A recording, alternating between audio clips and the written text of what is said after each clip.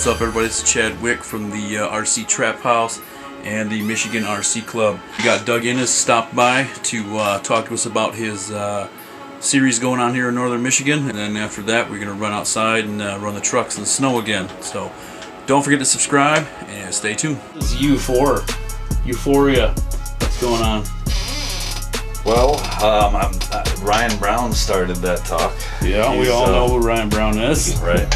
He's the one wanting to get a course going at his house right away, so it's gonna be based on him and some of his decisions. Actually, it's at his place, and so he had talked about some of the rules. Well, I would like to be included in if he's interested, okay. And that's what I want to talk to Ryan about is running a course at my place too. Ryan, if you're listening, you get that? For a comp car rig? Yeah, for your rig. Oh, that's a secret to be told. I was looking at the Gen 7.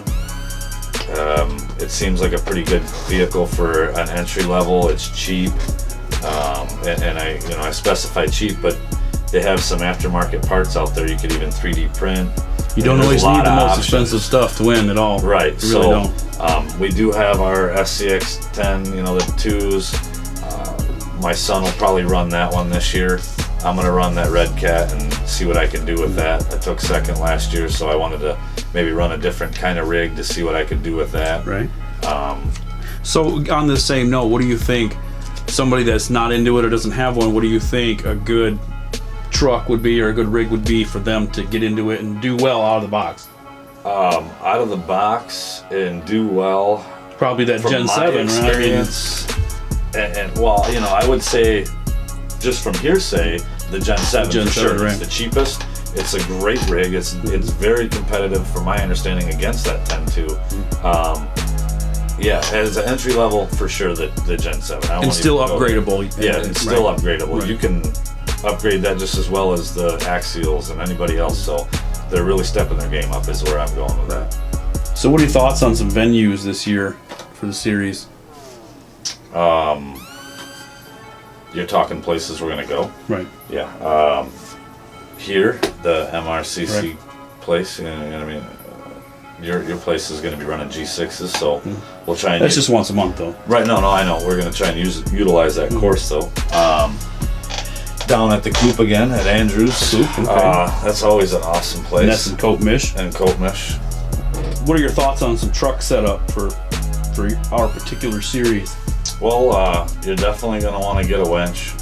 And I say that just because we make our courses, they're pretty hard in a sense that they're realistic. We have rocks that you're climbing. It's not, you're climbing a styrofoam wall or something. Our hills are big and rocks are hard, and that's where it's going to go. So you're going to want that. You're going to want a waterproof rig. Wheel speed, you might need that here and there, but it's not a must. You can definitely get by with a 35 to a 55 turn motor. Right, 2-cell, 3-cell doesn't really matter. Yeah, you're not, an entry level rig can do just as well. Exactly. It's going to be all about your skill behind that little steering wheel. Tell us about the Facebook page. Well, NMSCCS, we have a page for that. It's Northern Michigan Scale Crawler Competition Series here in Northern Michigan, kind of based in the Grand Traverse area. That's Traverse City, if you don't know where that is there, guys. Traverse City, Michigan. All of our courses are in this general area.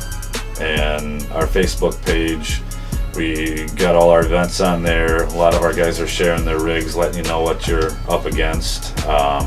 We have pictures of our courses, videos. We're just here to have fun, so check us out. And I have a YouTube page too, guys, that anybody wants to check out and subscribe, that'd be great. I do my videos and just throw them on there, and it's more bashing.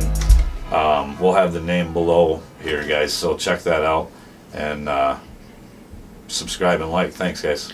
We all know who Doug Gould is. I'm not sure if I'm saying his name right. Doug Gould. Here's the question I've been wanting to ask that everybody wants to know. Who is the real Dougie Fresh? There's rumors Doug Gould has a tattoo saying Dougie Fresh. So he's got it in his skin. We you know what I'm came saying? and we're the same age. Okay. That whole Dougie Fresh era. It's the fact that we all kind of came up in that time when he was out and he was doing his thing. So I adopted that as a kid. He probably adopted that as a kid. Because his name's Doug. I mean, it's inevitable, man. It's inevitable. But I would give it to Dougie. He can have it because of the fact that he's claiming. Go out. I'm just saying he's claiming the real Dougie Fresh. That's claiming. What I'm trying to say. He's got his graffiti game strong. I mean, I can't even throw down on that. I'll give that title to Doug Gold. He's got it. I'm doing my fresh thing, and he does his fresh, and we just mold it up together. Just keeping it fresh. We're around, so we're the Dougs. The Dougs. Keep it fresh.